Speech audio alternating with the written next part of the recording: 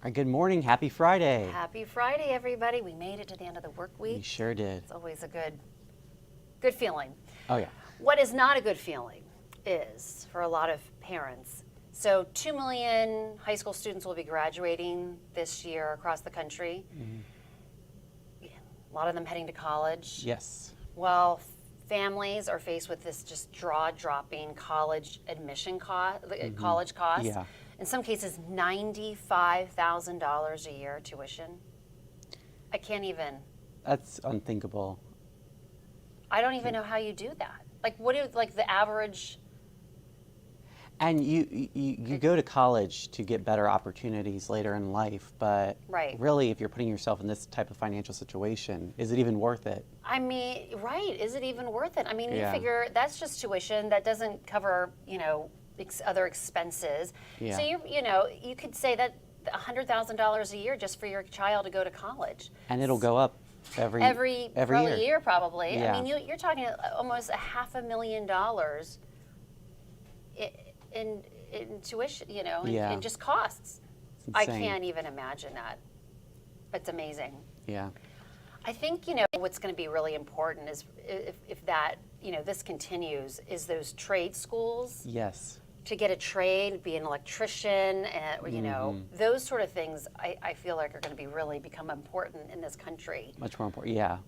Gain more relevance. Yeah, because this is Who can afford that? $95,000. Right. It's amazing. So, okay, so now we're talking another expense. So warming temperatures could make 70% of the world's wine-growing regions unsuitable to produce grapes. So you figure, you're thinking of like France, right? They're known for their wines, or or even in northern Spain. Eventually, those regions that have been just known for centuries for their wine, that could all change because of climate change. Yeah. And what will you drink before you open that college bill? Right. Right? I mean, I guess Virginia wines. Yeah, you'll drink Virginia wines. Yeah. But I guess, I don't know, would Virginia be included in this?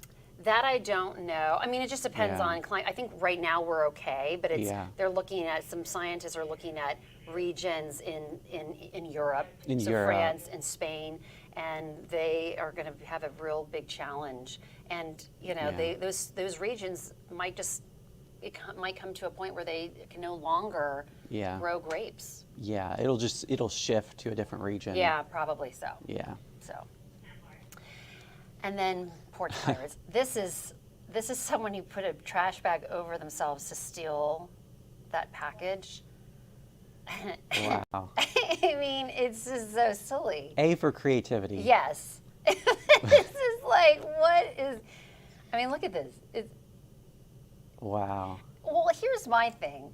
I feel like if you just walked up to it with a hat on your head down, you'd look less suspicious. Like, if I saw that, If you were driving past a house and saw a trash bag walking around, yeah, I'd be a little suspicious. Yeah. But the lengths that people go to steal. Yeah. And I really hope that there was only something in there like napkins or something useful, yeah, made not it expensive. completely worth a waste of time. A waste of time, yeah. Yeah. Anyway, All right. Don't try that at home. don't do it, no. All right, thank you, Jennifer. Let's take a look at our local headlines on this Friday. The University of Virginia's largest library has a new name. The now former Alderman Library is now the Edgar Shannon Library. Shannon was the 4th president of the university. His legacy includes pushing for coeducation and racial integration. Many of Shannon's family members came to the library on Thursday to celebrate the renaming. The Alderman name came under scrutiny due to the namesake's ties with eugenics. Some UVA graduate workers are fed up. They say they are not being paid on time. To solve the problem, they sat down with President Jim Ryan.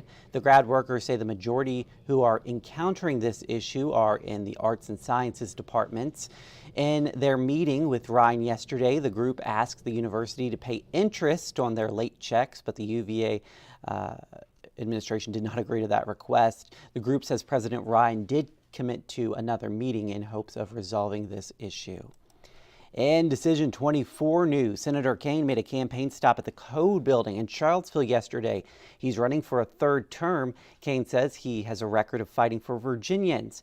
There are several names running in the GOP primary for the chance to compete against Kaine. That primary is set to take place in mid-June. And if you're looking for something to do this weekend, here's an idea. The Odds and Ends Experimental Film Festival takes place tomorrow at 6 p.m. at the Vinegar Hill Theater. It's hosted by Lighthouse Studio and is showing the work of filmmakers from around the world.